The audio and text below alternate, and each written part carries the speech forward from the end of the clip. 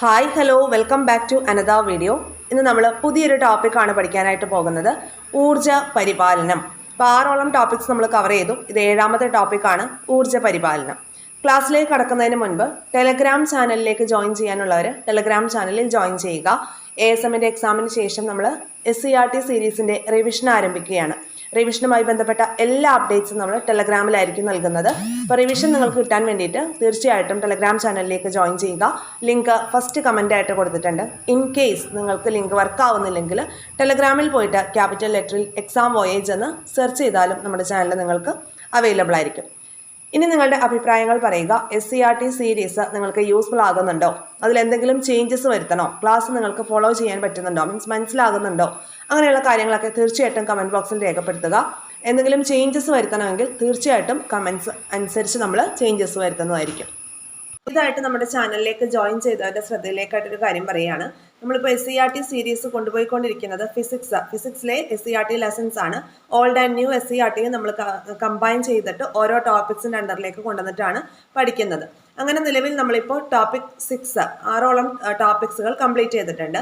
Complete ചെയ്ത ടോപ്പിക്കുകൾ ഞാനൊന്ന് പറയാം. ഫസ്റ്റ് ടോപ്പിക്ക് ദ്രവബലങ്ങൾ, സെക്കൻഡ് ശബ്ദം, തേർഡ് തരംഗചലനം, ഫോർത്ത് ഗുരുത്വാകർഷണം, ഫിഫ്ത്ത് ചലനം, സിക്സ്ത് അളവുകളും യൂണിറ്റുകളും.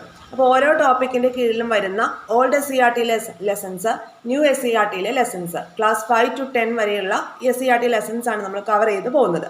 ഇതുവരെയും നമ്മൾ കവർ ചെയ്തിട്ടുള്ള ചാപ്റ്റേഴ്സ് എല്ലാം കൂടിയിട്ട് SCERT സീരീസ് ഫിസിക്സ് എന്ന പ്ലേലിസ്റ്റിലേക്ക് അപ്ഡേറ്റ് ചെയ്തിട്ടുണ്ട്. ഏകദേശം ഒരു 18-19ഓളം ക്ലാസ്സുകളാണ് നമ്മൾ ചെയ്തിട്ടുള്ളത്. അപ്പോൾ നിങ്ങൾക്ക് ഇനി മുതൽ അത് ഫോളോ ചെയ്യാൻ പറ്റും. അപ്പോൾ തീർച്ചയായിട്ടും നിങ്ങൾക്ക് അതിന് താല്പര്യം ഉണ്ടെന്നുണ്ടെങ്കിൽ നമ്മുടെ ചാനലിൽ പ്ലേലിസ്റ്റിൽ പോയിട്ട് SCERT സീരീസ് ഫിസിക്സ് എന്ന ഒരു പ്ലേലിസ്റ്റ് നോക്കുക.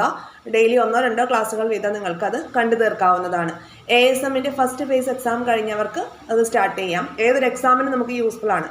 അതാണ് ഇനി വരാൻ പോകുന്ന beat forest officer, company board, LGS, അതുപോലെ LP UP എന്ന് വേണ്ട ഏത് എക്സാമിനും ഈ SCERT ഒരു ബേസിക് ആയിട്ടുള്ള കാര്യമാണെന്ന് നമുക്കറിയാം. അപ്പോൾ അതുകൊണ്ട് തന്നെ ASMന്റെ എക്സാം കഴിഞ്ഞവർക്ക് ഇത് സ്റ്റാർട്ട് ചെയ്യാം. ഇനി ASMന്റെ സെക്കൻഡ് ഫേസ് കഴിഞ്ഞവർക്ക് വേണ്ടിയിട്ട് അവരെയും കൂടി ഇൻക്ലൂഡ് ചെയ്തുകൊണ്ട് നമ്മൾ റിവിഷൻ ആരംഭിക്കാൻ വേണ്ടിയിട്ട് ഓഗസ്റ്റ് 9 ശേഷം നമ്മുടെ ടെലഗ്രാം ചാനലിൽ, അതിൻ്റെ ലിങ്ക് ഫസ്റ്റ് കമൻ്റ് ആയിട്ട് കൊടുത്തിട്ടുണ്ട്, ടെലഗ്രാം ചാനലിലാണ് നമ്മൾ റിവിഷൻ ആരംഭിക്കുന്നത്. അപ്പോൾ റിവിഷൻ കിട്ടാൻ വേണ്ടിയിട്ട് നിങ്ങൾ ആ ഒരു ടെലഗ്രാം ചാനലിലേക്ക് കൂടി ജോയിൻ ചെയ്യുക. ഇൻ കേസ് ലിങ്ക് അവൈലബിൾ ആവുന്നില്ല, അല്ലെങ്കിൽ ലിങ്ക് വർക്ക് ആവുന്നില്ല എങ്കിൽ ടെലഗ്രാമിൽ പോയിട്ട് ക്യാപിറ്റൽ ലെറ്ററിൽ എക്സാം വോയേജ് എന്ന് സെർച്ച് ചെയ്താലും നമ്മുടെ ചാനൽ അവൈലബിൾ ആയിരിക്കും. ഇനി നമുക്ക് ഡയറക്റ്റ് ആയിട്ട് ക്ലാസ്സിലേക്ക് വരാം. ഇന്ന് 2 ലെസൺസ് ആണ് നമ്മൾ കവർ ചെയ്യാൻ പോകുന്നത്. ഏതൊക്കെയാണ്?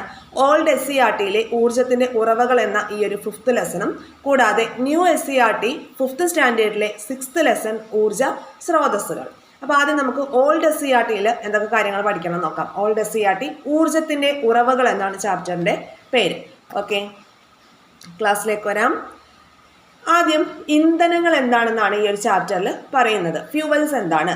കത്തുമ്പോൾ താപം പുറത്തുവിടുന്ന വസ്തുക്കളാണ് ഇന്ധനങ്ങൾ. 5th സ്റ്റാൻഡേർഡിലെ ചാപ്റ്ററാണ്. അപ്പോൾ ആ കുഞ്ഞുങ്ങൾക്ക് മനസ്സിലാവുന്ന രീതിയിൽ വളരെ സിമ്പിളായിട്ടാണ് ഇതിലെ ഡെഫിനിഷൻസ് എല്ലാം കൊടുത്തിരിക്കുന്നത്. കത്തുമ്പോൾ താപം പുറത്തുവിടുന്ന വസ്തുക്കളാണ് ഇന്ധനങ്ങൾ. പാചക ആവശ്യത്തിനുള്ള വിറക്, മണ്ണെണ്ണ എന്നിവയും വാഹനം ഓടിക്കാൻ ആവശ്യമായിട്ടുള്ള പെട്രോൾ, ഡീസൽ എന്നിവയും ഇന്ധനങ്ങളാണ്. വിറക്, കൽക്കരി എന്നിവ ഖര ഇന്ധനങ്ങളും. കണ്ടോ, വിറക്, കൽക്കരി എന്നിവ ഖര ഇന്ധനങ്ങളും. പെട്രോളിയത്തിൽ നിന്ന് വേർതിരിച്ചെടുക്കുന്ന ഡീസൽ, പെട്രോൾ, മണ്ണെണ്ണ എന്നിവ ദ്രാവക ഇന്ധനങ്ങളുമാണ്. LPG, CNG, ഹൈഡ്രജൻ എന്നിവ വാതക ഇന്ധനങ്ങളാണ്. അപ്പോൾ ഇന്ധനങ്ങളെ നമുക്ക് 3ആയിട്ട് ഡിവൈഡ് ചെയ്യാം. ഖര ഇന്ധനം, ദ്രാവക ഇന്ധനം, വാതക ഇന്ധനം. ഖര ഇന്ധനത്തിന് എക്സാമ്പിളാണ് വിറക്, കൽക്കരി. ദ്രാവക ഇന്ധനമാണെങ്കിലോ ഡീസൽ, പെട്രോൾ, മണ്ണെണ്ണ. വാതക ഇന്ധനങ്ങളിലേക്ക് വരുമ്പോൾ നമുക്ക് LPG, CNG, ഹൈഡ്രജൻ എന്നിവയെല്ലാം വാതക ഇന്ധനങ്ങളായിട്ടും നമുക്ക് എക്സാമ്പിൾ പറയാം. ഇനി അടുത്തത് ഏവിയേഷൻ ഫ്യൂവലിനെ കുറിച്ച് പറയുന്നുണ്ട്. നമുക്കറിയാം കാറ്, ബസ്, ലോറി അതിലൊക്കെ എന്താണ് ഡീസൽ അല്ലെങ്കിൽ പെട്രോൾ ഒക്കെയാണ് ഉപയോഗിക്കുന്നത്. പക്ഷേ വിമാനത്തിൽ ഉപയോഗിക്കുന്ന ഇന്ധനത്തിന് എന്താണ് പറയുക? ഏവിയേഷൻ ഫ്യൂവൽ എന്നാണ് പറയുക. Aviation fuel. ജ്വലനം മൂലമാണ് ഇന്ധനങ്ങളിൽ നിന്ന് ഊർജം പുറത്തു വരുന്നത്. നമ്മളിവിടെ ഫസ്റ്റ് ഒരു ഡെഫിനിഷൻ പറഞ്ഞു. എന്താണ്? കത്തുമ്പോൾ താപം പുറത്തുവിടുന്ന വസ്തുക്കളാണ് ഇന്ധനങ്ങൾ. ഇവിടെ പറഞ്ഞിട്ടുള്ള പോയിന്റ് എന്താണ്? ജ്വലനം മൂലമാണ് ഇന്ധനങ്ങളിൽ നിന്ന് ഊർജം പുറത്തു വരുന്നത്. അതിനാൽ ഇന്ധനങ്ങളെല്ലാം ഊർജ സ്രോതസ്സുകളാണ്. ഇന്ധനങ്ങളെല്ലാം ഊർജ സ്രോതസ്സുകളാണെന്ന് പറയാൻ കാരണം എന്താണ്? ജ്വലനം മൂലമാണ് ഇന്ധനങ്ങളിൽ നിന്ന് ഊർജം പുറത്തു വരുന്നത്. അതിനാൽ ഇന്ധനങ്ങളെല്ലാം ഊർജ സ്രോതസ്സുകളാണ്. ആഹാരം കണ്ടോ, ഒരു കുട്ടി ഓടുകയാണ്. നിങ്ങൾക്ക് ഓടാൻ ആവശ്യമായ ഊർജം ലഭിക്കുന്നത് എവിടെ നിന്നാണ്? ഓട്ടം മാത്രമല്ല, നാം ദിവസേന ഒട്ടേറെ പ്രവർത്തനങ്ങൾ ചെയ്യുന്നുണ്ട്. ഇവയ്ക്കെല്ലാം എന്ത് വേണം? ഊർജം വേണം. ഈ ഊർജം ലഭിക്കുന്നത് ആഹാരത്തിൽ നിന്നുമാണ്. അതായത് നാം കഴിക്കുന്ന ആഹാരവും എന്താണ്? ഒരു ഊർജ സ്രോതസ്സാണ്. ഒരു ഊർജ സ്രോതസ്സാണ്. ഇനി ഇന്ധനങ്ങൾ കത്തുമ്പോൾ എന്ന് പറഞ്ഞിട്ട് ഒരു ഹെഡിങ് തന്നിട്ടുണ്ട്. എന്താണ്? കുട്ടികൾക്കുള്ള കുറേ കാര്യങ്ങളാണ്. അമ്മ വിറക് കത്തിക്കുന്നു, അപ്പോൾ ആ സമയത്ത് എന്തൊക്കെ കാര്യങ്ങൾ, അമ്മയുടെ കണ്ണ് നിറഞ്ഞു ഒഴുകുന്നു ഉണ്ടാവും. അപ്പോൾ എന്തൊക്കെയാണ് ഒരു നല്ല അടുപ്പിന് വേണ്ടുന്ന ക്വാളിറ്റീസ് എന്തൊക്കെയാണെന്ന് ഇവിടെ പറയുന്നുണ്ട്. എന്താണ്? വിറകടുപ്പ് ഉപയോഗിക്കുമ്പോൾ എന്തൊക്കെയാണ്? ആവശ്യത്തിൽ കൂടുതൽ വിറക് അടുപ്പിൽ കുത്തി നിറയ്ക്കരുത്. പിന്നെ എന്താണ് ഉറപ്പുവരുത്തേണ്ടത്? വായു സഞ്ചാരം ഉറപ്പാക്കണം. വിറക് ചെറിയ കഷ്ണങ്ങളാക്കി അടുപ്പിൽ വെക്കണം. വിറക് പൂർണ്ണമായും ഉപയോഗപ്പെടുത്തണം. ദിവസവും അടുപ്പ് വൃത്തിയാക്കണം. മാസത്തിലൊരിക്കൽ പുകക്കുഴൽ വൃത്തിയാക്കണം. ഇതൊക്കെ നമ്മൾ ബേസിക് ആയിട്ട് നമ്മുടെ ലൈഫിൽ അറിഞ്ഞിരിക്കേണ്ട കുറേ കാര്യങ്ങളാണ് അല്ലേ. ഇനി ഇവിടെ ഏതൊരു വസ്തുവും കത്താൻ എന്ത് വേണം? വായു ആവശ്യമാണ്. ഇന്ധനങ്ങൾക്കും കത്താൻ എന്ത് വേണം? വായു വേണം. ജ്വലനത്തിലൂടെയാണ് എന്ത് ചെയ്യുന്നത്?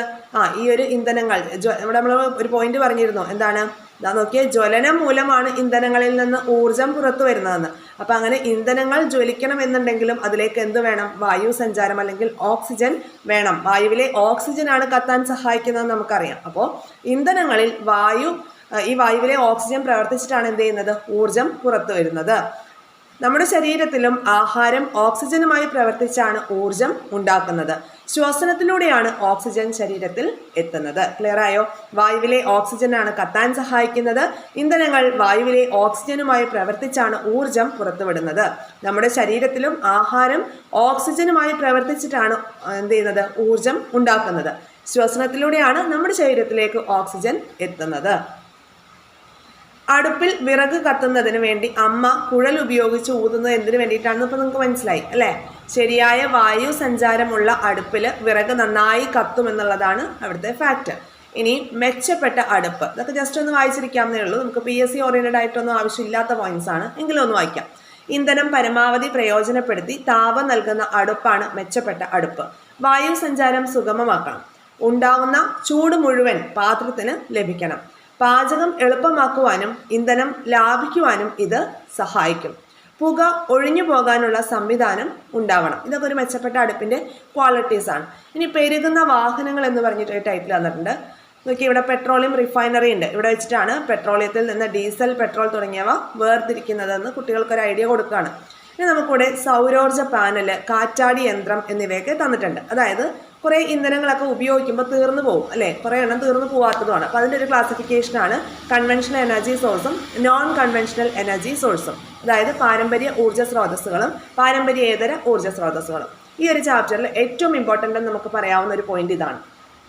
ഇടയ്ക്കിടയ്ക്ക് PSC ചോദിക്കാറുള്ളതാണ്. കുറച്ചെണ്ണം തന്നിട്ട് ഇതിൽ പാരമ്പര്യ ഊർജ്ജ സ്രോതസ്സുകളിൽ പെടാത്തത് ഏത്, അല്ലെങ്കിൽ പെടുന്നത് ഏത്, അല്ലെങ്കിൽ നോൺ കൺവെൻഷണൽ എനർജി സോഴ്സിൽ പെടുന്ന ഏത്, പെടാത്തത് ഏത് എന്നൊക്കെ ചോദിക്കും അല്ലേ. അപ്പോൾ ആ ഒരു ഭാഗം ക്ലിയർ ആയിട്ട് നോക്കി വെക്കാം. കോടിക്കണക്കിന് വർഷങ്ങൾക്ക് മുൻപ് പ്രകൃതി പ്രതിഭാസങ്ങൾ മൂലം മണ്ണിനടിയിൽ വളരെ ആഴത്തിൽ പെട്ടുപോയ ജൈവ അവശിഷ്ടങ്ങൾക്കിടയിൽ നിന്നാണ് പെട്രോളിയം ഉണ്ടാകുന്നത്. സസ്യങ്ങളുടെ അവശിഷ്ടങ്ങളിൽ നിന്നാണ് കൽക്കരി ഉണ്ടാകുന്നത്. ഇവ ഫോസിൽ ഇന്ധനങ്ങൾ എന്ന് അറിയപ്പെടുന്നു. ഓക്കെ, ഫോസിൽ ഇന്ധനങ്ങൾ. കോടിക്കണക്കിന് വർഷങ്ങൾക്ക് മുമ്പ് പ്രകൃതി പ്രതിഭാസങ്ങൾ മൂലം മണ്ണിനടിയിൽ പെട്ടുപോയ ജൈവ അവശിഷ്ടങ്ങളിൽ നിന്ന് പെട്രോളിയം ഉണ്ടാകുന്നു, കൽക്കരി ഉണ്ടാകുന്നു. ഇവയെ എന്തൊക്കെ പറയുന്നു? ഫോസിൽ ഇന്ധനങ്ങൾ എന്ന് പറയുന്നു.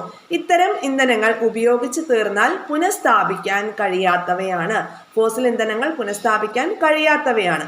ഇവ പാരമ്പര്യ ഇന്ധനങ്ങൾ എന്ന് അറിയപ്പെടുന്നു. അതായത് ഇങ്ങനെ ആലോചിക്കാം, പാരമ്പര്യമായിട്ട് നമുക്ക് കിട്ടുന്ന സാധനങ്ങൾ നമ്മളങ്ങ് ഉപയോഗിച്ച് തീർക്കുകയാണെങ്കിൽ നമ്മുടെ നെക്സ്റ്റ് ജനറേഷനിലേക്ക് കൊടുക്കാനായിട്ട് പറ്റുമോ? ഇല്ല. അങ്ങനെ കണക്ട് ചെയ്താൽ മതി. പാരമ്പര്യ ഊർജ്ജ സ്രോതസ്സുകൾ പാരമ്പര്യമായി നമുക്ക് കിട്ടിക്കൊണ്ടിരിക്കുന്നതാണ്.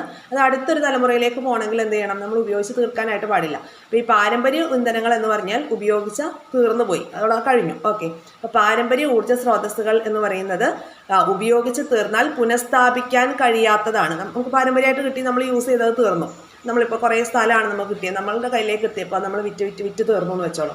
പിന്നെ നമുക്കത് പുനഃസ്ഥാപിച്ചെടുക്കാനായിട്ട് പറ്റുമോ? ഇല്ല. അപ്പോൾ അവയെ പാരമ്പര്യ ഇന്ധനങ്ങൾ എന്ന് അറിയപ്പെടുന്നു. ഉപയോഗം നിയന്ത്രിച്ചില്ലെങ്കിൽ ഭാവിയിൽ ഇവ തീർന്നു പോകുന്ന അവസ്ഥയാണ് ഉണ്ടാവുക.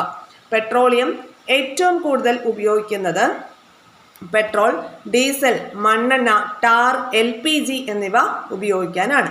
കൂടാതെ കീടനാശിനികൾ, പ്ലാസ്റ്റിക്, ഔഷധങ്ങൾ തുടങ്ങി ഒട്ടേറെ ഉൽപ്പന്നങ്ങളുടെ നിർമ്മാണത്തിനും പെട്രോളിയം ഉപയോഗിക്കുന്നു. ക്ലിയർ ആയല്ലോ? നമ്മൾ പറഞ്ഞത് ഇതിനെക്കുറിച്ചാണ്, പാരമ്പര്യ ഊർജ്ജ സ്രോതസ്സുകളെ കുറിച്ചാണ്.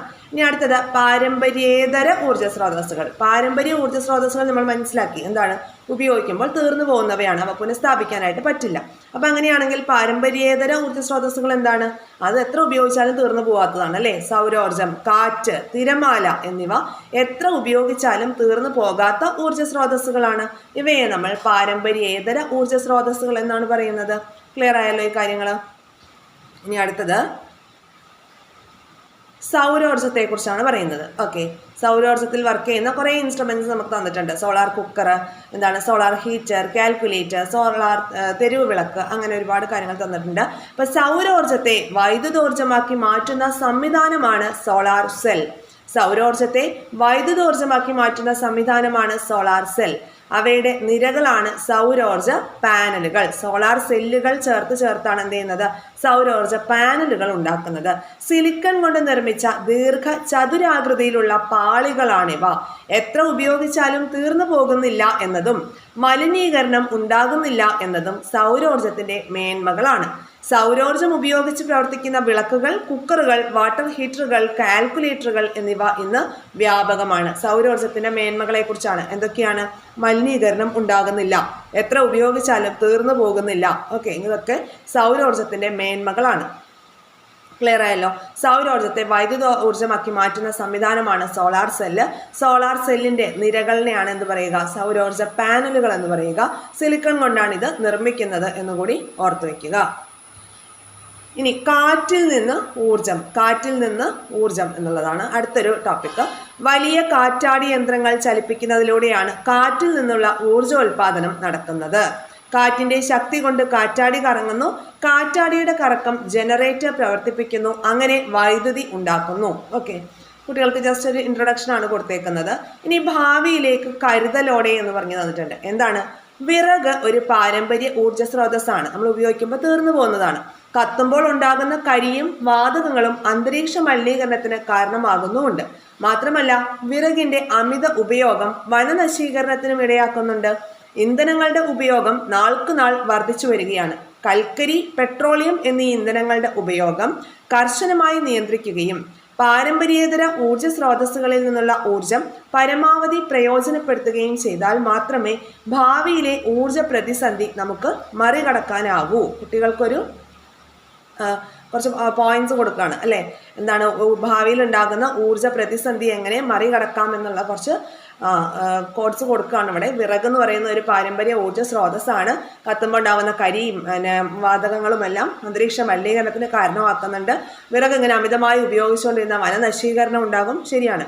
കൽക്കരി, പെട്രോളിയം എന്നീ ഇന്ധനങ്ങളുടെ ഉപയോഗം കർശനമായി നിയന്ത്രിക്കുകയും പാരമ്പര്യേതര ഊർജ്ജ സ്രോതസ്സുകളിൽ നിന്നുള്ള ഊർജം പരമാവധി പ്രയോജനപ്പെടുത്തുകയും ചെയ്താൽ മാത്രമേ ഭാവിയിലെ ഊർജ പ്രതിസന്ധി മറികടക്കാനാവുകയുള്ളൂ. അടുത്തത് പാഴാകുന്ന ഇന്ധനങ്ങൾ എന്ന് പറഞ്ഞു തന്നിട്ടുണ്ട്. നിത്യജീവിതത്തിൽ നമുക്ക് ഇന്ധനം പാഴായി പോകുന്ന ഒരുപാട് അവസരങ്ങളുണ്ട്. അതായത് പൊതുവാഹനങ്ങളൊക്കെ നമുക്ക് അവൈലബിൾ ആയിരിക്കുമ്പോൾ ഒരാൾക്ക് മാത്രമാണ് സഞ്ചരിക്കേണ്ടതെങ്കിൽ കൂടിയിട്ടും പ്രൈവറ്റ് ആയിട്ടുള്ള കാറുകളൊക്കെ എടുത്ത് നമ്മൾ പുറത്തോട്ട് പോകാൻ ആഗ്രഹിക്കുന്നവരാണ് അല്ലേ? അപ്പോൾ അവിടെയൊക്കെ എന്താണ്? മലിനീകരണം സംഭവിക്കുന്നുണ്ട്. അതേസമയം തന്നെ ഇന്ധനങ്ങളും പാഴാകുന്നുണ്ട് അല്ലേ? ഇനി അടുത്തത് ഫിലമെന്റ് ബൾബ് പ്രവർത്തിക്കുന്നതിന് കൂടുതൽ വൈദ്യുതി ആവശ്യമാണ്. നമ്മളോടൊക്കെ LED ബൾബുകളാണ് വീടുകളിൽ ഉപയോഗിക്കാനായിട്ട് പറയുന്നത്. എന്തുകൊണ്ടാണ്? ഫിലമെന്റ് ബൾബ് പ്രവർത്തിക്കുന്നതിന് കൂടുതൽ വൈദ്യുതി ആവശ്യമാണ്. എന്നാൽ അതേ വെളിച്ചം തരുന്ന CFL പ്രവർത്തിക്കുന്നതിന് വളരെ കുറച്ച് വൈദ്യുതി മതി. അതിനാൽ ഊർജം ലാഭിക്കുന്നതിന് CFL ആണ് ഏറ്റവും നല്ലത്. കൂടുതൽ ഊർജ്ജ ലാഭം ഉണ്ടാക്കുന്ന LED ലാമ്പുകൾ ഇന്ന് വിപണിയിൽ ലഭ്യമാണ്. ഒരിടയ്ക്കൊക്കെ നമ്മളൊക്കെ ഫിലമെന്റ് ബൾബുകളായിരുന്നു ഉപയോഗിച്ചുകൊണ്ടിരുന്നത് അല്ലേ? ഇപ്പം എല്ലാവരും CFLിലേക്കും LED-ലേക്കും ഒക്കെ കൺവേർട്ട് ആയിട്ടുണ്ട്. ഓക്കെ, ഇനി ഊർജം പാഴാക്കാതിരിക്കുമ്പോൾ ഊർജ സ്രോതസ്സുകൾ സംരക്ഷിക്കുകയാണ് നാം ചെയ്യുന്നത്. ദേശീയ ഊർജ സംരക്ഷണ ദിനം എന്നാണ്? ഡിസംബർ 14 ദേശീയ ഊർജ സംരക്ഷണ ദിനം ഡിസംബർ 14 ഓർത്തു വെക്കുക. ഇനി കുട്ടികളോട് ഒരു സെമിനാർ സംഘടിപ്പിക്കാനൊക്കെയാണ് ഈ ഒരു ചാപ്റ്ററിൽ പറഞ്ഞിട്ടുള്ളത്. അപ്പോൾ കുട്ടികളിലേക്ക് കുറേ ഊർജ്ജം എന്താണ്, അല്ലെ ഊർജ്ജത്തിൻ്റെ ഉപയോഗങ്ങൾ കാരണം ഉണ്ടാകുന്ന മലിനീകരണ പ്രശ്നങ്ങൾ എന്തൊക്കെയാണ്, ഊർജ്ജത്തിനെ എങ്ങനെയൊക്കെ നമ്മൾ എന്ത് ചെയ്യണം പ്രൊട്ടക്റ്റ് ചെയ്ത് വെക്കാം, മീൻസ് എന്താണ് ഒരുപാട് ഉപയോഗിച്ച് നശിപ്പിച്ച് കളയാതെ പാഴാക്കി കളയാതെ ഭാവിയിലേക്ക് എങ്ങനെ കരുതലോടെ സൂക്ഷിക്കാം എന്നൊക്കെ കുട്ടികളിലേക്ക് കുറേ അറിവുകൾ പകർന്നു കൊടുക്കുന്ന നല്ലൊരു ചാപ്റ്ററാണിത് അല്ലേ. അപ്പോൾ ഇത് 5th സ്റ്റാൻഡേർഡിലെ ലെസൺ ആയതുകൊണ്ട് ഇത്രയും കണ്ടന്റാണ് നമുക്കുള്ളത്. ഇനി നമ്മൾ ഇന്ന് തന്നെ പഠിക്കാൻ പോകുന്നത് അടുത്തൊരു ലെസണാണ്. അത് ന്യൂ SCERT-യിൽ 5th സ്റ്റാൻഡേർഡിലെ 6th ലെസൺ ആണ് ഊർജ്ജ സ്രോതസ്സുകൾ. ഇതേ കണ്ടന്റ് ഒക്കെ തന്നെയാണ് അവിടെയും വരുന്നത്. എങ്കിലും ഇത് നമുക്ക് ടോപ്പിക്കുമായി ചേർന്ന് പോകുന്ന ഈ ചാപ്റ്റർ ആയതുകൊണ്ട് തീർച്ചയായിട്ടും നമ്മൾ പഠിക്കണം. ക്ലാസ്സിലേക്ക് വരാം. ന്യൂ SCERT-യിലെ ഊർജ്ജ സ്രോതസ്സുകൾ എന്ന 5th സ്റ്റാൻഡേർഡിലെ 6th ലെസൺ ഊർജ്ജ സ്രോതസ്സുകൾ. കഴിഞ്ഞ ലെസണിൽ നമ്മൾ പറഞ്ഞ അതേ കാര്യങ്ങൾ തന്നെയാണ് ഇവിടെയും പറയുന്നത്. ഒന്ന് നോക്കിയിട്ട് പോവാം നമുക്ക്. ഓക്കെ, നോക്കാം. ക്ലാസ്സിലേക്ക് വരാം. പ്രവൃത്തി ചെയ്യാനുള്ള കഴിവിനെയാണ് ഊർജം എന്ന് പറയുന്നത്. പ്രവൃത്തി ചെയ്യുവാനുള്ള കഴിവിനെയാണ് ഊർജം എന്ന് പറയുന്നത്. ഊർജത്തെ നമുക്ക് കാണാനായിട്ട് കഴിയില്ല, വിവിധ പ്രവർത്തനങ്ങളിലൂടെ അത് പ്രകടമാവുകയാണ് ചെയ്യുന്നത്. പ്രവൃത്തി ചെയ്യാനുള്ള കഴിവിനെയാണ് ഊർജം എന്ന് പറയുന്നത്. ഊർജത്തെ നമുക്ക് കാണാൻ കഴിയില്ല, വിവിധ പ്രവർത്തനങ്ങളിലൂടെ അത് പ്രകടമാകുന്നു. ഇത് നോക്കിയേ, ചൂട്, പ്രകാശം തുടങ്ങിയവ നമുക്ക് അനുഭവിക്കാൻ കഴിയുന്ന ഊർജ രൂപങ്ങളാണ്. ഊർജത്തെ നമുക്ക് കാണാൻ കഴിയില്ല, പക്ഷെ അനുഭവിക്കാനായിട്ട് സാധിക്കും. അങ്ങനെ അനുഭവിക്കാൻ സാധിക്കുന്ന കുറച്ച് ഊർജ രൂപങ്ങളാണ് ചൂട്, പ്രകാശം എന്നിവയൊക്കെ. ഓക്കെ, പാചകം ചെയ്യാനൊക്കെ നമ്മൾ എന്ത് ചെയ്യുന്നുണ്ട്? താപം പ്രയോജനപ്പെടുത്തുന്നുണ്ട് അല്ലേ. രാത്രിയിൽ നമ്മൾ ബൾബുകളൊക്കെ ഓൺ ചെയ്യുമ്പോൾ പ്രകാശം എന്ന ആ ഒരു ഫാക്ടർ നമ്മൾ ഉപയോഗപ്പെടുത്തുന്നുണ്ട്, ആ ഒരു ഊർജ്ജ രൂപം നമ്മൾ ഉപയോഗപ്പെടുത്തുന്നുണ്ട്. ഇനി ഇന്ധനങ്ങൾ എന്താണ് എന്നാണ് പറയുന്നത്. കഴിഞ്ഞ ചാപ്റ്ററിൽ പറഞ്ഞിട്ടുള്ള അതേ ഡെഫിനിഷൻ തന്നെയാണ് ഇവിടെ കൊടുത്തിട്ടുള്ളത്. കത്തുമ്പോൾ താപം പുറത്തുവിടുന്ന വസ്തുക്കളാണ് ഇന്ധനങ്ങൾ. കത്തുമ്പോൾ താപം പുറത്തുവിടുന്ന വസ്തുക്കളാണ് ഇന്ധനങ്ങൾ. വിറക്, മണ്ണെണ്ണ, LPG, പെട്രോൾ, ഡീസൽ, കൽക്കരി തുടങ്ങി ധാരാളം വസ്തുക്കൾ ഇന്ധനമായി ഉപയോഗിക്കുന്നു. ഇപ്പോൾ ഇവിടെ നമുക്ക് വിറക്, മണ്ണെണ്ണ, LPG, പെട്രോൾ, ഡീസൽ, കൽക്കരി ഒക്കെ തന്നിട്ടുണ്ട്. ഇതിനെ നമുക്ക് എന്തൊക്കെയാണ് ഡിവൈഡ് ചെയ്യാം? ഖര ഇന്ധനങ്ങൾ, ദ്രാവക ഇന്ധനങ്ങൾ, വാതക ഇന്ധനങ്ങൾ എന്ന് ക്ലാസിഫൈ ചെയ്യാം അല്ലേ. അത് കഴിഞ്ഞ ചാപ്റ്ററിൽ പറഞ്ഞ കാര്യങ്ങളാണ്. അപ്പോൾ അത് ഞാൻ ഇപ്പോൾ ഇവിടെ പറയുന്നില്ല, നമ്മൾ ഓൾറെഡി നമുക്ക് അറിയുന്ന കാര്യങ്ങളാണ്. ഇനി കത്താൻ സഹായിക്കുന്നത് എന്നൊക്കെ പറഞ്ഞു തന്നിട്ടുണ്ട്. കത്താൻ വായു ആവശ്യമുണ്ടോ? ഒരു പരീക്ഷണത്തിലൂടെ കുട്ടികളോട് ചോദിച്ചിരിക്കുകയാണ്. കത്താൻ വായു ആവശ്യമുണ്ട് അല്ലേ. ഓക്സിജൻ ഉണ്ടെങ്കിലാണ് കത്താൻ സഹായിക്കുന്ന വാതകമാണ് ഓക്സിജൻ എന്ന് പറയുന്നത്. ഇനി അടുപ്പ് ഉപയോഗിക്കുമ്പോൾ ശ്രദ്ധിക്കേണ്ട കാര്യങ്ങൾ എന്തൊക്കെയാണ് എന്നൊക്കെയാണ് തന്നിട്ടുള്ളത്. ഇനി ഇവിടെ നമുക്ക് ഒരു ഇന്ധനങ്ങളുടെ മറ്റുപയോഗങ്ങൾ എന്ന് പറഞ്ഞു കൊടുത്തിട്ടുണ്ട്. നോക്കാം. ബസ്, ലോറി, മണ്ണുമാന്തി യന്ത്രം തുടങ്ങിയ വലിയ വാഹനങ്ങളിൽ പൊതുവെ ഡീസലാണ് ഇന്ധനമായിട്ട് ഉപയോഗിക്കുന്നത്. നമുക്കറിയുന്ന കാര്യമാണ് അതൊക്കെ. എന്നാൽ കാറ്, ഓട്ടോറിക്ഷ തുടങ്ങിയ ചെറിയ വാഹനങ്ങളിൽ പെട്രോൾ ഉപയോഗിക്കുന്നുണ്ട്. അതേപോലെ തന്നെ ഡീസലും ഗ്യാസും ഒക്കെ ഉപയോഗിക്കുന്നുണ്ട്. ഫാക്ടറികളിൽ കൽക്കരി, ഗ്യാസ്, നാഫ്ത തുടങ്ങിയവയാണ് ഉപയോഗിക്കുന്നത്.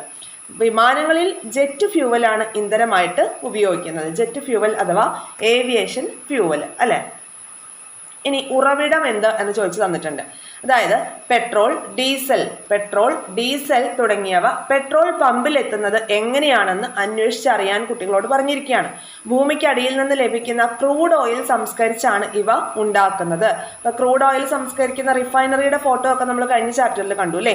അപ്പോൾ ലക്ഷക്കണക്കിന് വർഷങ്ങൾക്ക് മുൻപ് മണ്ണിനടിയിൽ പെട്ടുപോയ ജൈവ വസ്തുക്കളിൽ നിന്നാണ് കൽക്കരി, ക്രൂഡ് ഓയിൽ, പ്രകൃതിവാതകം എന്നിവ ഉണ്ടാകുന്നത്. ഈ പ്രകൃതിവാതകത്തിന്റെ കാര്യം കഴിഞ്ഞ ചാപ്റ്ററിൽ പറഞ്ഞിട്ടേ ഇല്ല. ഇവിടെ ശ്രദ്ധിക്കുക. കൽക്കരി, ക്രൂഡ് ഓയിൽ, പ്രകൃതിവാതകം എന്നിവയൊക്കെ എന്താണ്? വർഷങ്ങൾക്ക് മുൻപ് മണ്ണിനടിയിൽ പെട്ടുപോയിട്ടുള്ള ജൈവ വസ്തുക്കളിൽ നിന്നാണ് ഉണ്ടാവുന്നത്. നിത്യജീവിതത്തിൽ ഉപയോഗിക്കുന്ന ഇന്ധനങ്ങളായിട്ടുള്ള പെട്രോൾ, ഡീസൽ, മണ്ണെണ്ണ എന്നിവയും പാചകത്തിന് ഉപയോഗിക്കുന്ന LPGയും ക്രൂഡ് ഓയിൽ ശുദ്ധീകരിക്കുമ്പോൾ ലഭിക്കുന്ന ഉൽപ്പന്നങ്ങളാണ്. നിത്യജീവിതത്തിൽ നമ്മൾ ഉപയോഗിക്കുന്ന പെട്രോൾ, ഡീസൽ, മണ്ണെണ്ണ, LPG, ക്രൂഡ് ഓയിൽ എന്നിവയൊക്കെ ക്രൂഡ് ഓയിൽ ശുദ്ധീകരിക്കുമ്പോഴാണ് നമുക്ക് എന്താ കിട്ടുന്ന ഉപോൽപ്പന്നങ്ങളാണ്. ക്ലിയർ ആയോ? അടുത്ത ഭാഗത്തോട്ട് വരാം. ഡീസൽ, വൈദ്യുതി എന്നിവ പ്രചാരത്തിലാകുന്നതിന് മുൻപ് തീവണ്ടി, കപ്പൽ തുടങ്ങിയവയൊക്കെ ഓടിക്കാൻ വേണ്ടിയിട്ടും വ്യവസായശാലകൾ പ്രവർത്തിപ്പിക്കാൻ വേണ്ടിയിട്ടുമൊക്കെ കൽക്കരിയായിരുന്നു പ്രധാനമായിട്ടും ഇന്ധനമായിട്ട് ഉപയോഗിച്ചുകൊണ്ടിരുന്നത്. ഇപ്പോൾ താപവൈദ്യുത നിലയങ്ങളിലാണ് കൽക്കരി പ്രധാനമായിട്ടും ഉപയോഗിക്കുന്നത്. ഓക്കെ, ലക്ഷക്കണക്കിന് വർഷങ്ങൾക്ക് മുൻപ് ഭൂമിയിൽ ജീവിച്ചിരുന്ന ജീവികളുടെ അവശിഷ്ടങ്ങളിൽ നിന്നാണ് ഫോസിൽ ഇന്ധനങ്ങൾ രൂപപ്പെട്ടത്. ഇവ ഉപയോഗിക്കുന്നതനുസരിച്ച് തീർന്നുകൊണ്ടേയിരിക്കും. ഇവയെ പുതുക്കാൻ കഴിയാത്ത ഊർജ സ്രോതസ്സുകൾ അല്ലെങ്കിൽ നോൺ റിന്യൂവബിൾ എനർജി സോഴ്സസ് എന്ന് നമുക്ക് പറയാം. എന്താണ് നോൺ റിന്യൂവബിൾ എനർജി സോഴ്സസ് എന്നാൽ എന്താണ്? ലക്ഷക്കണക്കിന് വർഷങ്ങൾക്ക് മുൻപ് ഭൂമിയിൽ ജീവിച്ചിരുന്ന ജീവികളുടെ അവശിഷ്ടങ്ങളിൽ നിന്നാണ് ഫോസിൽ ഇന്ധനങ്ങൾ രൂപപ്പെട്ടത്. ഇവ ലക്ഷക്കണക്കിന് വർഷങ്ങൾക്ക് മുൻപ് ഭൂമിയിൽ എന്തെങ്കിലും പ്രകൃതി ദുരന്തങ്ങളൊക്കെ ഉണ്ടാവുന്ന സമയത്തൊക്കെ മണ്ണിനടിയിൽപ്പെട്ടു പോയതും ചത്തതിന് ശേഷം മണ്ണിനടിയിൽപ്പെട്ടു പോയവയും ഒക്കെ ആയിട്ടുള്ള ഫോസിൽ ഇന്ധനങ്ങളാണ്.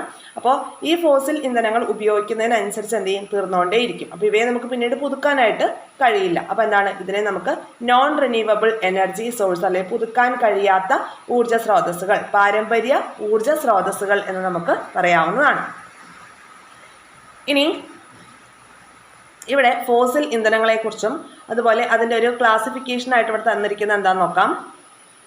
പേജ് ഒന്ന് മാറിപ്പോയി. ഓക്കെ, ഫോസിൽ ഇന്ധനങ്ങൾ, പ്രകൃതിവാതകം, ക്രൂഡ് ഓയിൽ, കൽക്കരി, ഇതൊക്കെ എന്താണ്? ഫോസിൽ ഇന്ധനങ്ങളാണ്. ഇനി ക്രൂഡ് ഓയിലിൽ നിന്ന് നമ്മൾ പറഞ്ഞു എന്തൊക്കെ ഉപോൽപ്പന്നങ്ങളാണ് ഉണ്ടാക്കിയെടുക്കുന്നത് എന്നുള്ളത് അല്ലേ? എന്തൊക്കെയാണ്? ഇവിടെ നമ്മൾ പറഞ്ഞു പെട്രോൾ, ഡീസൽ, മണ്ണെണ്ണ, LPG എന്നിവയെല്ലാം എന്താണ്? ക്രൂഡ് ഓയിൽ ശുദ്ധീകരിക്കുമ്പോൾ ലഭിക്കുന്ന ഉൽപ്പന്നങ്ങളാണ് എന്ന് പറഞ്ഞു. അപ്പോൾ എന്തൊക്കെയാണ്? പെട്രോൾ, ഡീസൽ, മണ്ണെണ്ണ, LPG. പെട്രോൾ, ഡീസൽ, മണ്ണെണ്ണ, LPG എന്നിവയാണ് നമ്മളിവിടെ എഴുതേണ്ടത്. ഇനി ഇന്ധനങ്ങളുടെ വ്യത്യസ്ത രൂപങ്ങളെക്കുറിച്ചാണ് നമുക്ക് തന്നിട്ടുള്ളത്. വിറക്, മണ്ണെണ്ണ, diesel, petrol, jet fuel, naphtha, കൽക്കരി, LPG തുടങ്ങിയവ. ഇതുകൂടാതെ തന്നെ മറ്റ് ഇന്ധനങ്ങളും കണ്ടെത്തി എഴുതാനാണ് കുട്ടികളോട് പറഞ്ഞിട്ടുള്ളത്. എന്നിട്ട് അവയെ ഖരം, ദ്രാവകം, വാതകം എന്നിങ്ങനെ ക്ലാസിഫൈ ചെയ്യാം. നമ്മൾ ഓൾറെഡി പറഞ്ഞതാണ് അല്ലേ? ഖരം എന്ന് പറയുമ്പോൾ വിറക്, കൽക്കരി അതൊക്കെ വരും. ദ്രാവകം എന്ന് പറയുമ്പോഴോ ഡീസൽ, പെട്രോൾ, മണ്ണെണ്ണ. വാതകം എന്ന് പറയുമ്പോഴോ LPG അല്ലേ? പിന്നെ ഹൈഡ്രജൻ, അതൊക്കെ വാതകങ്ങളാണ്. ഓക്കെ, ഇനി അടുത്തത് കൽക്കരി തീവണ്ടി. കണ്ടോ, നമ്മളുടെ തീവണ്ടിയിൽ വന്നിട്ടുള്ള ഒരു മാറ്റമാണ്. ആദ്യകാലത്ത് കൽക്കരി ഉപയോഗിച്ചാണ് ഓടിക്കൊണ്ടിരുന്നത് അല്ലേ? പിന്നെ ഡീസൽ തീവണ്ടി, വൈദ്യുത തീവണ്ടി. ഓക്കെ, ലേറ്റസ്റ്റ് ആയിട്ടുള്ള ട്രെയിനിൻ്റെ ഫോട്ടോസൊക്കെ നമുക്ക് തന്നിട്ടുണ്ട്.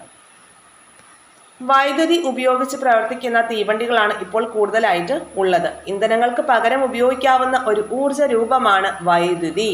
വൈദ്യുതി ഒരു ഊർജ്ജ രൂപമാണോ എന്ന് ചോദിച്ചാൽ ഇന്ധനങ്ങൾക്ക് പകരം ഉപയോഗിക്കാവുന്ന ഒരു ഊർജ്ജ രൂപമാണ് വൈദ്യുതി. വൈദ്യുതി ഇല്ലാത്ത ജീവിതം നമുക്ക് സങ്കല്പിക്കാൻ പോലും പറ്റാത്ത ഒരു സ്ഥിതിയിലേക്ക് ഇപ്പോൾ നമ്മൾ വന്നിട്ടുണ്ട് അല്ലേ?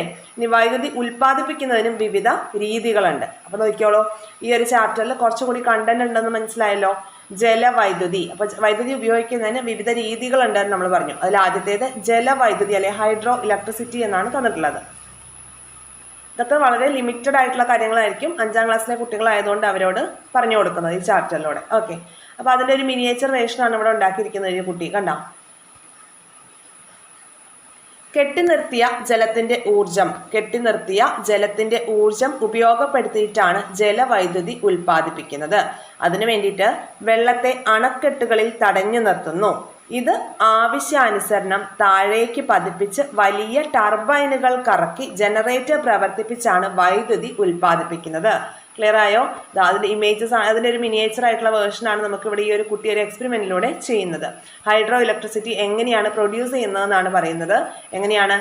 കെട്ടി നിർത്തിയ ജലത്തിൻ്റെ ഊർജ്ജം ഉപയോഗപ്പെടുത്തിക്കൊണ്ട് ജലവൈദ്യുതി ഉൽപ്പാദിപ്പിക്കുകയാണ്. അതിന് വേണ്ടിയിട്ട് വെള്ളത്തെ അണക്കെട്ടുകളിലൊക്കെ തടഞ്ഞു നിർത്തുകയും ഇത് ആവശ്യാനുസരണം താഴേക്ക് പതിപ്പിച്ച് വലിയ ടർബൈനുകൾ കറക്കിയിട്ട് ജനറേറ്ററുകൾ പ്രവർത്തിപ്പിച്ച് വൈദ്യുതി ഉൽപ്പാദിപ്പിക്കുകയാണ്. ഇനി കാറ്റിൽ നിന്നും വൈദ്യുതി എന്ന് പറഞ്ഞിട്ട് കൊടുത്തിട്ടുണ്ട്. കണ്ടോ, കാറ്റാടി യന്ത്രങ്ങളുടെയൊക്കെ ഫോട്ടോ തന്നിട്ടുണ്ട് അല്ലേ? ഓക്കെ, നോക്കാം. കാറ്റിന് വസ്തുക്കളെ ചലിപ്പിക്കാനുള്ള കഴിവുണ്ട്. ഈ കഴിവ് ഉപയോഗപ്പെടുത്തി നമുക്ക് വൈദ്യുതി ഉൽപ്പാദിപ്പിക്കാം. അതിനുള്ള ഉപകരണമാണ് കാറ്റാടി യന്ത്രം അഥവാ വിൻഡ് മിൽ. വിൻഡ് മില്ലിന്റെ പങ്കകൾ കറക്കുമ്പോൾ അതുമായി ബന്ധപ്പെടുത്തിയ ടർബൈൻ കറങ്ങുന്നു. ഈ ഊർജം ഉപയോഗിച്ച് ജനറേറ്റർ പ്രവർത്തിപ്പിച്ച് വൈദ്യുതി ഉൽപ്പാദിപ്പിക്കുന്നു.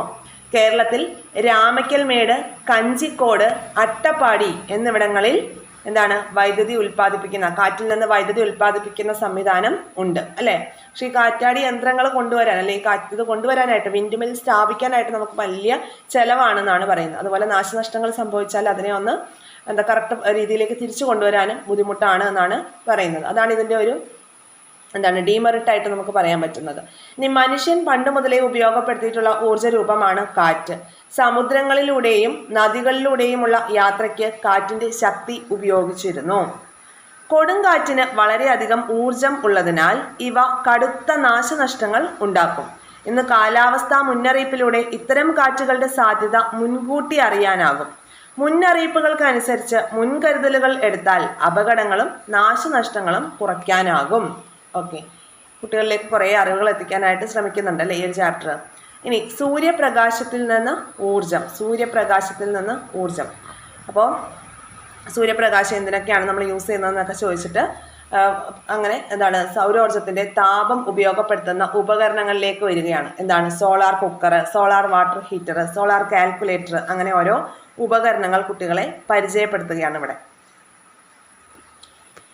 സൗരോർജ്ജ പാനലിലുള്ള സൗരോർജ്ജ സെല്ലിൽ സൂര്യപ്രകാശം പതിക്കുമ്പോൾ വൈദ്യുതി ഉൽപ്പാദിപ്പിക്കപ്പെടുന്നു. ഓക്കെ, സൗരോർജ്ജ പാനലിലുള്ള സൗരോർജ്ജ സെല്ലിൽ സൂര്യപ്രകാശം പതിക്കുമ്പോൾ വൈദ്യുതി ഉൽപ്പാദിപ്പിക്കപ്പെടുന്നു എന്നാണ് പറഞ്ഞിട്ടുള്ളത്. അപ്പോൾ ഈ സൗരോർജ്ജ സെല്ലുകളിൽ എന്ത് ചെയ്യും, സൂര്യപ്രകാശം പതിക്കും, അന്നേരം വൈദ്യുതി ഉൽപ്പാദിപ്പിക്കപ്പെടും. ആ വൈദ്യുതി നമുക്ക് വീട്ടാവശ്യങ്ങൾക്കൊക്കെ ആയിട്ട് ഉപയോഗിക്കാവുന്നതാണ്. ഇനി വൈദ്യുത വാഹനങ്ങളെ കുറിച്ച് പറഞ്ഞിട്ടുണ്ട്. വൈദ്യുത വാഹനങ്ങളുടെ പ്രത്യേകതകൾ എന്തൊക്കെയാണ് എന്നൊക്കെ. ഓക്കെ, പിക്ചർ കണ്ടല്ലോ. ഇനി അടുത്തത് പുതുക്കാൻ കഴിയുന്ന ഊർജ സ്രോതസ്സുകൾ. പുതുക്കാൻ കഴിയുന്നത് എക്സാമ്പിൾ നോക്കൂ. സൂര്യപ്രകാശം, കാറ്റ്, തിരമാല. സൂര്യപ്രകാശം, കാറ്റ്, തിരമാല തുടങ്ങിയവ ഉപയോഗിക്കുന്നതിനനുസരിച്ച് തീർന്നു പോകുന്നവയല്ല. ഇവ പുതുക്കാൻ കഴിയുന്ന ഊർജ സ്രോതസ്സുകളാണ്. അതുകൊണ്ട് നമുക്കിവ എന്ത് പറയാം, പാരമ്പര്യേതര ഊർജ സ്രോതസ്സുകൾ അല്ലെങ്കിൽ റിന്യൂവബിൾ എനർജി സോഴ്സ്. പുതുക്കാൻ പറ്റുന്നതാണല്ലോ. അപ്പോൾ ഈ ഊർജ സ്രോതസ്സുകളിൽ നിന്ന് എന്തുണ്ടാവില്ല, വായു മലിനീകരണം ഉണ്ടാകുന്നില്ല. സൂര്യപ്രകാശം, കാറ്റ്, തിരമാല എന്നിവയാണ് പുതുക്കാൻ കഴിയുന്ന ഊർജ സ്രോതസ്സുകൾക്ക് ഉദാഹരണം. പാരമ്പര്യേതര ഊർജ സ്രോതസ്സുകൾ എന്നറിയപ്പെടുന്നതും ഈ റിന്യൂവബിൾ എനർജി സോഴ്സ് അല്ലെങ്കിൽ പുതുക്കാൻ കഴിയുന്ന ഊർജ സ്രോതസ്സുകളെയാണ്. ഇനി കൊച്ചിൻ എയർപോർട്ട് ഇമ്പോർട്ടൻ്റ് ആണ്. ഈ ഭാഗത്ത് നിന്ന് ചോദ്യങ്ങൾ വന്നിട്ടുണ്ട് PSCക്ക്. നോക്കാം. കൊച്ചിൻ എയർപോർട്ട് എന്താണ്, സിയാൽ അല്ലേ, സിയാൽ. നോക്കൂ, പൂർണ്ണമായും സൗരോർജം കൊണ്ട് പ്രവർത്തിക്കുന്ന ലോകത്തിലെ ആദ്യത്തെ വിമാനത്താവളമാണ് കൊച്ചിയിലേത്. പൂർണ്ണമായിട്ടും സൗരോർജം കൊണ്ട് പ്രവർത്തിക്കുന്ന കേരളത്തിലെ ആദ്യത്തെ വിമാനത്താവളമാണ് കൊച്ചിയിലേത്. ഈ അന്താരാഷ്ട്ര വിമാനത്താവളത്തിന്റെ മുഴുവൻ പ്രവർത്തനങ്ങൾക്കും ആവശ്യമുള്ള വൈദ്യുതി ഉൽപ്പാദിപ്പിക്കുന്നത് സൗരോർജ പാനലുകൾ ഉപയോഗിച്ചാണ്. ഓർത്തു വയ്ക്കണം, ഈ പോയിന്റ് ഇമ്പോർട്ടൻ്റ് ആണ്. പൂർണ്ണമായിട്ടും സൗരോർജം കൊണ്ട് പ്രവർത്തിക്കുന്ന ലോകത്തിലെ തന്നെ ആദ്യത്തെ വിമാനത്താവളമാണ് കൊച്ചി. ഇനി ബയോഗ്യാസ്. ഓക്കെ, എന്താണ് ബയോഗ്യാസ്?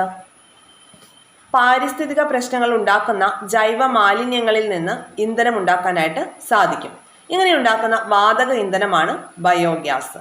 ഓക്കെ, അപ്പോൾ വേസ്റ്റ് ഒക്കെ ഒന്ന് റിമൂവ് ചെയ്യാൻ വേണ്ടിയിട്ട് നമുക്ക് നല്ലൊരു മാർഗ്ഗമാണ്. അപ്പോൾ വേസ്റ്റ് റിമൂവ് ചെയ്യുന്നതിന് നമുക്ക് ആവശ്യമായിട്ടുള്ള ബയോഗ്യാസ് ഉൽപ്പാദിപ്പിക്കുകയും നമ്മളുടെ അടുക്കളയിലേക്ക് ആവശ്യമായിട്ടുള്ള ഊർജ്ജം നമുക്ക് ഉൽപ്പാദിപ്പിക്കാനായിട്ട് സാധിക്കുകയും ചെയ്യും അല്ലേ. അപ്പോൾ ബയോഗ്യാസ് പ്ലാന്റിൻ്റെ പ്രവർത്തന രീതി കണ്ട് മനസ്സിലാക്കൂ എന്നാണ് പറഞ്ഞിരിക്കുന്നത്. കുട്ടികൾക്കുള്ള ആക്ടിവിറ്റീസ് കൊടുത്തിരിക്കുകയാണ്. അപ്പോൾ താഴെ നൽകിയിരിക്കുന്ന മാർഗ്ഗങ്ങളും ഊർജ്ജോൽപാദനത്തിന് ഉപയോഗിക്കുന്നുണ്ട്. എന്തൊക്കെയാണ്? ഡീസൽ, കൽക്കരി താപനിലയങ്ങൾ, പിന്നെ തിരമാലയിൽ നിന്നുള്ള ഊർജം, ഭൂതാപോർജം, അണുശക്തി, ഇവയൊക്കെ ഊർജ ഉൽപാദനത്തിന് ഉപയോഗിക്കുന്ന വിവിധ മാർഗങ്ങളാണ്. ഓക്കെ, ഇനി ഇവിടെ ബയോഗ്യാസ് പ്ലാന്റിന്റെ പ്രവർത്തന രീതികൾ കുട്ടികളോട് കണ്ടെത്താനാണ് പറഞ്ഞിട്ടുള്ളത്. കണ്ടോ, ഇതിൻ്റെ ഒരു എങ്ങനെയാണ് ഇതിൻ്റെ പ്രവർത്തന രീതി എന്നുള്ളതൊന്നും നമുക്ക് ടെക്സ്റ്റ് ബുക്കിൽ തന്നിട്ടില്ല. കുഞ്ഞു ക്ലാസ്സിലെ മക്കളല്ലേ, അപ്പോൾ അവർക്ക് അതൊന്നും ആവശ്യമില്ല. ബയോഗ്യാസ് എന്താണെന്ന് മാത്രമാണ് അവരെ പരിചയപ്പെടുത്തുന്നത്. പാരിസ്ഥിതിക പ്രശ്നങ്ങൾ ഉണ്ടാക്കുന്ന ജൈവ മാലിന്യങ്ങളിൽ നിന്ന് ഇന്ധനം ഉണ്ടാക്കുവാനും അതിനെ ബയോഗ്യാസ് എന്നാണ് വിളിക്കുന്നതെന്നൊക്കെയാണ് പറഞ്ഞിട്ടുള്ളത്. ഓക്കെ, ചൂടാറാ പെട്ടി എന്ന് പറഞ്ഞു തന്നിട്ടുണ്ട്. ചൂടാറാ പെട്ടി എന്താണ്? ഇന്ധന ഉപഭോഗം കുറയ്ക്കാനുള്ള ഒരു മാർഗം ഊർജ നഷ്ടം തടയലാണ്. ഭക്ഷണത്തിന്റെ ചൂട് നഷ്ടപ്പെടാതെ സൂക്ഷിക്കാനും പാതി വെന്ത ഭക്ഷണം പൂർണ്ണമായി വെന്ത് കിട്ടാനും ഉപയോഗിക്കുന്ന വളരെ ലളിതമായ ഒരു ഉപകരണമാണ് ചൂടാറാ പെട്ടി. ചൂട് പുറത്തു പോകാതെ തടഞ്ഞു നിർത്തിയാണ് ഇവിടെ ഊർജം ലാഭിക്കുന്നത്. ഇതുപോലെ ഊർജ നഷ്ടം തടയുന്ന മറ്റെന്തെല്ലാം ഉപകരണങ്ങളാണ് നമ്മുടെ വീടുകളിൽ ഉള്ളതെന്നൊക്കെയാണ് ചോദിച്ചിട്ടുള്ളത്. ഓക്കെ, അപ്പോൾ ഇതൊക്കെ നമുക്ക് ഇപ്പോൾ അറിയുന്നതാണല്ലോ, എല്ലാവർക്കും അറിയുന്നതാണ് ഈ ചൂടാറാ പെട്ടിയെക്കുറിച്ചൊക്കെ. ഇനി ഭാവിയുടെ ഇന്ധനങ്ങൾ. ഓക്കെ, ഭാവിയുടെ ഇന്ധനം എന്നറിയപ്പെടുന്നത് ഏത് വാതകമാണെന്നൊന്ന് കമൻറ്റ് ബോക്സിൽ പറയണം കേട്ടോ. ഭാവിയുടെ ഇന്ധനം. ഇനി അടുത്തൊരു ഭാഗത്തോട്ട് വരാം. ഇതാ, ഉപയോഗിക്കുന്നതിനനുസരിച്ച് തീർന്നു പോകുന്ന ഇന്ധനമാണ് ഫോസിൽ ഇന്ധനങ്ങൾ അല്ലേ. ഉപയോഗിക്കുന്നതനുസരിച്ച് തീർന്നു പോകുന്ന ഇന്ധനങ്ങളാണ് ഫോസിൽ ഇന്ധനങ്ങൾ. അപ്പോൾ ഈ പരിമിതികൾ ഇല്ലാത്ത ഊർജ്ജ സ്രോതസ്സുകളാണ് സൂര്യപ്രകാശം, കാറ്റ്, തിരമാല എന്നിവയൊക്കെ ആണല്ലോ. ഇനി പക്ഷെ അവിടെയും പറയുന്ന കാര്യം എന്താണെന്ന് വെച്ചാൽ എല്ലായിടത്തും ഒരുപോലെ സൂര്യപ്രകാശം ലഭിക്കുമോ, കാറ്റിന്റെ വേഗത ഒരുപോലെ ആയിരിക്കുമോ, തിരമാലയുടെ കാര്യത്തിൽ എങ്ങനെയുള്ള മാറ്റങ്ങളൊക്കെ ഉണ്ടോ, വ്യത്യാസങ്ങളുണ്ടോ, അപ്പൊ അങ്ങനത്തെ കാര്യങ്ങളൊക്കെയാണ്. അപ്പൊ ഈ പരിമിതികൾ മറികടക്കുന്ന പുതിയ ഊർജ്ജ സ്രോതസ്സുകൾ കണ്ടെത്താനുള്ള ശ്രമത്തിലാണ് ശാസ്ത്രലോകം. ഹൈഡ്രജൻ, ജൈവ ഡീസൽ എന്നിവ ഇത്തരത്തിൽ പ്രതീക്ഷ നൽകുന്ന ഇന്ധനങ്ങളാണ്. ഹൈഡ്രജൻ, ജൈവ ഡീസൽ, ഇപ്പം നമ്മൾ പറഞ്ഞു എന്താണ്, സൂര്യപ്രകാശം, കാറ്റ്, തിരമാല ഇവയൊക്കെ മലിനീകരണം ഉണ്ടാക്കാത്ത ഊർജ്ജ സ്രോതസ്സുകളാണെന്നൊക്കെ. പക്ഷേ സൂര്യപ്രകാശം എല്ലായിടത്തും ഒരുപോലെ അവൈലബിൾ അല്ല. അതുപോലെ കാറ്റിന്റെ കാര്യത്തിലും എന്തുണ്ട്, വേഗത ഒരുപോലെ ആയിരിക്കില്ല. കാറ്റിന്റെ വേഗതയെ സ്വാധീനിക്കുന്ന ഒരുപാട് ഘടകങ്ങളൊക്കെ ഉണ്ട് അല്ലെ. അപ്പൊ കാറ്റിന്റെ വേഗത എല്ലാ സ്ഥലങ്ങളിലും ഒരുപോലെ ആയിരിക്കില്ല. തിരമാലയുടെ കാര്യത്തിൽ നമുക്ക് വിശ്വസിക്കാൻ പറ്റില്ല. അപ്പൊ അതുകൊണ്ട് തന്നെ ഇതൊക്കെ ഒരു പരിമിതിയാണ്. അപ്പൊ ഈ പരിമിതികളൊക്കെ മറികടക്കുന്ന പുതിയ ഊർജ്ജ സ്രോതസ്സുകൾ കണ്ടെത്താനുള്ള ശ്രമത്തിലാണ് നമ്മുടെ ശാസ്ത്രലോകം.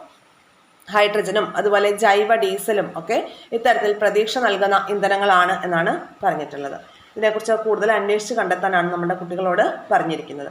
മനസ്സിലായല്ലോ. ഈ ഒരു രണ്ടാമത്തെ ചാപ്റ്ററിൽ കുറച്ചും കൂടി പോയിന്റ്സ്, ആദ്യത്തെ ചാപ്റ്ററിൽ നമ്മൾ പറഞ്ഞതിനേക്കാൾ കുറച്ച് പോയിന്റ്സും കൂടി എക്സ്ട്രാ ആയിട്ട് പറയുന്നുണ്ട്. ക്ലിയർ ആയി. അപ്പോൾ നമ്മൾ ഇന്നത്തെ ക്ലാസ്സിൽ 2 ചാപ്റ്റേഴ്സ് ആണ് പഠിച്ചത്. ഓൾഡ് SCERTയിലെ 5th ലെസൺ ഊർജ്ജത്തിന്റെ ഉറവുകളും, ന്യൂ SCERTയിലെ 5th സ്റ്റാൻഡേർഡിലെ 6th ലെസൺ ഊർജ്ജ സ്രോതസ്സുകളും. ഇത് കൂടാതെ ഇനി നമുക്ക് നാളത്തെ ക്ലാസ്സിൽ പഠിക്കേണ്ടത് 10th സ്റ്റാൻഡേർഡിലെ ഓൾഡ് SCERT ആണ്. ഊർജ്ജ പരിപാലനം എന്ന് പറഞ്ഞിട്ട് ഒരു ചാപ്റ്റർ പഠിക്കണം. അപ്പോൾ അതുകൂടി ആകുമ്പോൾ ഇതുവരെ വന്നിട്ടുള്ള ബുക്സുകളിലെ SCERT ലെസൺസ് ഒക്കെ കവർ ആവും. ക്ലിയർ ആയല്ലോ. ഊർജ്ജ പരിപാലനം എന്ന ടോപ്പിക്കിൽ വരുന്ന ലെസൺസ് ഒക്കെ കംപ്ലീറ്റ് ആവും. ഇനി പറയാനുള്ളത്, നമ്മുടെ ടെലഗ്രാം ചാനലിലേക്ക് ജോയിൻ ചെയ്യാനുള്ളവർ ടെലഗ്രാം ചാനലിലേക്ക് ജോയിൻ ചെയ്യുക. ASMന്റെ എക്സാം കഴിഞ്ഞാൽ ഉടനെ നമുക്ക് റിവിഷൻ ആരംഭിക്കണം. അപ്പോൾ ടെലഗ്രാമിലേക്ക് ജോയിൻ ചെയ്യാനുള്ള ലിങ്ക് ഫസ്റ്റ് കമൻ്റായിട്ട് പിൻ ചെയ്ത് കൊടുത്തിട്ടുണ്ട്. ഇൻ കേസ് ആ ലിങ്ക് വർക്ക് ആവുന്നില്ല എങ്കിൽ ടെലഗ്രാമിൽ പോയിട്ട് എക്സാം വോയേജ് എന്ന് ക്യാപിറ്റൽ ലെറ്ററിലൊന്ന് സെർച്ച് ചെയ്യുക. പിന്നെ ചെയ്യേണ്ട ഒരു കാര്യം, നമ്മുടെ ചാനൽ ഷെയർ ചെയ്ത് നിങ്ങളുടെ ഫ്രണ്ട് സർക്കിളിലേക്ക് എത്തിക്കുക. അതുപോലെ സബ്സ്ക്രൈബ് ചെയ്ത് കാണാത്തവരൊക്കെ സബ്സ്ക്രൈബ് ചെയ്തിട്ട് കാണുക, ലൈക്ക് ചെയ്യുക. എന്ത് അഭിപ്രായങ്ങളുണ്ടെങ്കിലും കമൻറ്റ് ബോക്സിൽ പറയാവുന്നതാണ്. അതുപോലെ ഹൈപ്പ് എന്നൊരു പുതിയ ഓപ്ഷൻ ഉണ്ട്. നിങ്ങളൊന്ന് ഹൈപ്പ് ചെയ്താൽ നമ്മളുടെ വീഡിയോസ് കൂടുതൽ ആളുകളിലേക്ക് റീച്ച് ആവുകയും ചെയ്യും. ഇത്രയൊക്കെ കാര്യങ്ങളെ പറയാനുള്ളൂ കേട്ടോ. താങ്ക്